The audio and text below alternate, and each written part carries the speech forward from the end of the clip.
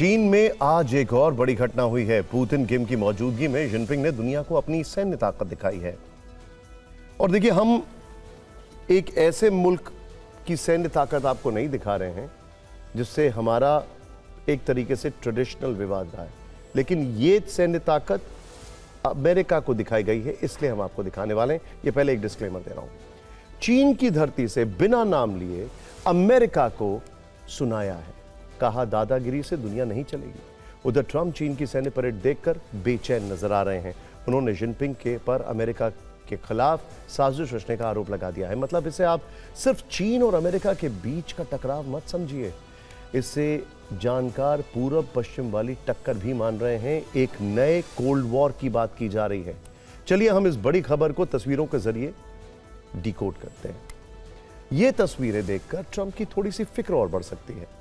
ध्यान से देखिए, 100 से ज्यादा हथियार, 100 से ज्यादा विमान, 45 से ज्यादा सैन्य टुकड़ियां, 10,000 सैनिक, सैकड़ों सैन्य वाहन, न्यूक्लियर मिसाइल, जल, जमीन और आसमान में प्रहार करने वाले हथियार। ये कहानी और ये तस्वीरें हैं चीन की राजधानी बीजिंग के तियानमेन में आयोजित विजय दिवस परेड की, जिसकी चर्चा पूरी दुनिया में हो रही है। विजय दिवस परेड पर चीन के राष्ट्रपति शी जिनपिंग ने घातक हथियारों का परिचय दिया है। इस दौरान पहली बार कई ऐसे हथियार दिखाए गए हैं जिनकी रेंज अमेरिका के सभी बड़े शहरों तक है। चीन ने इस परेड का आयोजन 80 वर्ष पुराने इतिहास को आधार मानकर किया।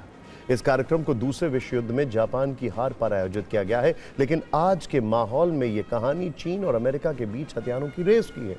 इस कहानी में ट्रंप का ब्लड प्रेशर हाई करने वाला हाइपरसोनिक मिसाइलों का फर्स्ट लुक है।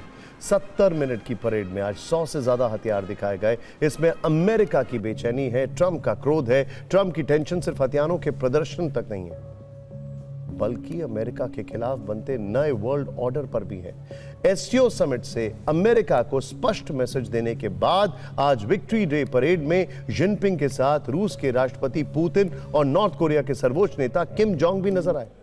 इस तस्वीर को देखिए और सोचिए ट्रंप को आज बेचैनी कितनी बढ़ गई होगी। पहली बार पुतिन, जिनपिंग और किम जोंग तीनों नेता एक साथ सार्वजनिक मंच पर दिखे। इस परेड में 26 देशों के नेता शामिल रहे। अगर आप कूटनीतिक रूप से देखें तो यहां से जिनपिंग अमेरिका को साफ साफ दो संदेश दे रहे हैं। पहला यह कि चीन दुनिया के सामने खुद को अमेरिका के विकल्प के रूप में प्रोजेक्ट कर रहा है। दूसरा, चीन यह बताने की कोशिश कर रहा है कि वो गैर पश्चिमी देशों को एकजुट करके अमेरिका को हर क्षेत्र में चुनौती दे सकता है। न्यूयॉर्क टाइम्स की हेडलाइन इसमें है कि चाइना ने इस प्रदर्शन के बाद एक मैसेज दिया है कि आप उसको बुली नहीं कर सकते हैं। यह न्यूयॉर्क टाइम्स ने लिखा है और यह मैसेज अमेरिका को दिया गया है। यहां फोकस चीन की सैन्य शक्ति पर नहीं, बल्कि चीन और अमेरिका के बीच चल रही हथियारों की होड़ पर। एक चैंपियनशिप चल रही है। चीन ने अपने हथियारों का निर्माण अमेरिका के लिहाज से किया है और हथियारों की खतरनाक रेस अब शुरू हो चुकी है। यह चीन की सबसे खतरनाक इंटरकॉन्टिनेंटल बैलिस्टिक मिसाइल है, जिसका आज पहली बार विक्ट्री डे पर प्रदर्शन किया गया। इसका नाम है DF-5C। यह अमेरिका के मिनटमैन 3 का जवाब है। सबसे बड़ी बात यह है कि इसकी रेंज 13,000 किलोमीटर है। सरल शब्दों में समझिए तो इसकी मारक क्षमता अमेरिका के कई शहरों तक है। यह एक साथ अलग अलग तरीके से 10 वॉरहेड ले जा सकती है, जब चाहे अमेरिका की मुश्किलें बढ़ा सकती है। यह है DF-61 मिसाइल। पूरा नाम है डोंगफेंग 61। ये रोड बाउंड मिसाइलें हैं, मतलब सड़क मार्ग से ट्रकों पर लादकर एक स्थान से दूसरे स्थान ले जाया जा सकता है। एक मिसाइल 12 वॉरहेड ले जा सकती है।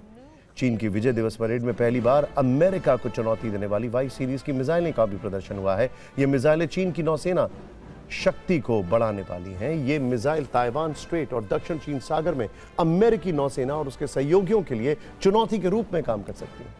अगला नाम है HQ-19। ये मध्यम दूरी की बैलिस्टिक मिसाइलें हैं और कम ऊंचाई वाले सैटेलाइट्स को नष्ट करने के लिए बनाया गया है। ये अमेरिका के थर्ड सिस्टम के बराबर है। इसके अलावा एंटी सबमरीन स्टेल्थ ड्रोन, कई ऑटोमेटिक हथियार, लड़ाकू विमान, बिना पायलट के उड़ने वाला फाइटर जेट, पानी के अंदर चलने वाला drone, laser defence system first time दिखाया गया है। कई और हथियार हैं जिनका प्रदर्शन किया गया।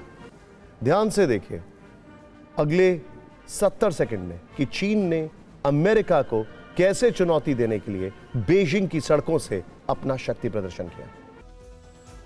ट्रंप की चिंता कितनी ज्यादा है वो ये खुद बता रहे हैं। आप शी जिनपिंग और ट्रंप की 3 बड़ी बातों से देख सकते हैं कि कैसे चीन और अमेरिका में तनाव बढ़ चुका है। जिनपिंग ने अमेरिका की ओर इशारा करते हुए कहा कि वो किसी की धमकियों से नहीं डरते हैं, दुनिया दादागिरी से नहीं चलेगी।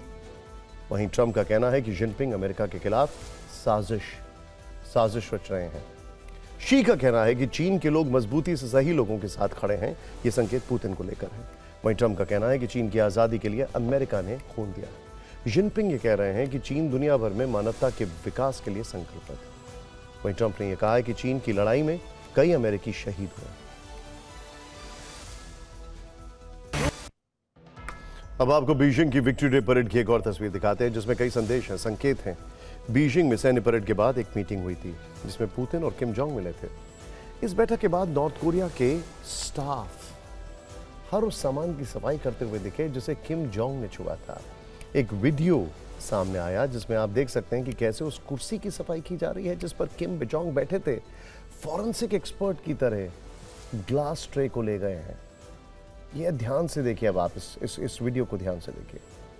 मतलब ये समझिए कि किम जोंग के एक निशान को मिटाया जा रहा है, यानी उनके जितने भी फॉरेंसिक प्रिंट्स हैं उन सबको हटाया जा रहा है।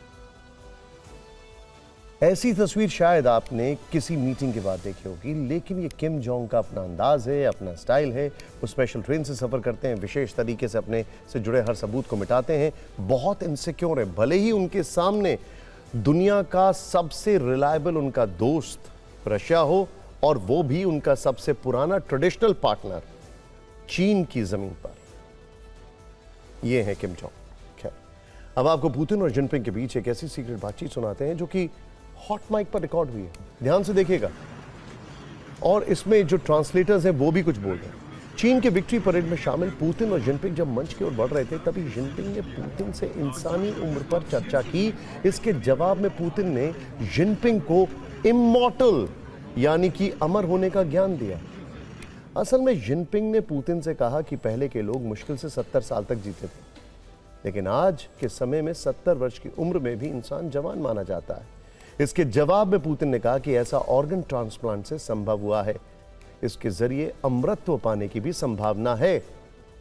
इसके बाद जिनपिंग कहते हैं कि ऐसी भविष्यवाणी है कि इस सदी में लोग 150 साल तक जी सकते हैं।